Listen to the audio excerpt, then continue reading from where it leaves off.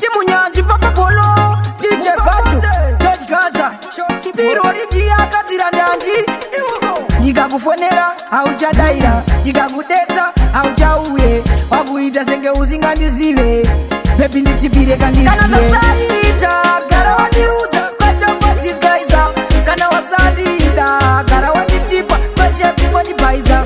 Kana zakusaita gara wandiudza kwachangotizgaisa, kana wakusandida gara wandichipira kwachekungondibhaisa. Na baby patakatanga kudanana, na baby taiwirirana, bati nasi tazopesana nekuda kwazvinhu zvakasiyana siyana. Akazotanga kundiginowa, akundiona kunge ndinopowa, ndikaenda kumba kwavo ndorowa sechibage vaitoda. Kana zvakusaita gara wandiudza kwachangotizgaisa, kana wakusandida gara wandichipa kwachekungondibhaisa.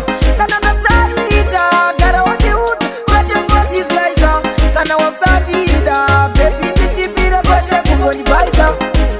Ndikakufonera hauchadaira, ndikakudetsa hauchauye, wakuita senge usingandizive, baby ndichipire kandizive. Pati patakadanana takawirirana, kuti tichava musikana nemukomana, ona wapwanya zvatanga takapulana.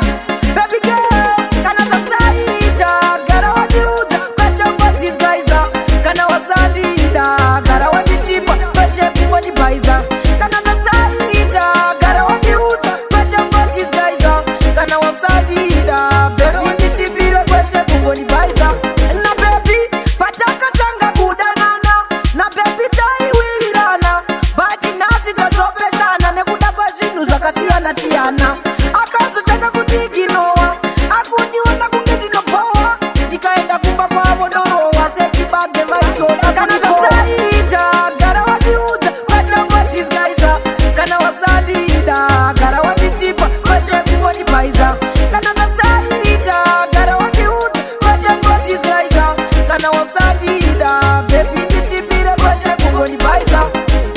Ndikakufonera hauchadaira, ndikakudetsa hauchauye, wakuita senge usingandizive, baby ndichipire kandizive. Pati patakadanana takawirirana, kuti tichava musikana nemukomana, ona wapwanya zvatanga takapulana.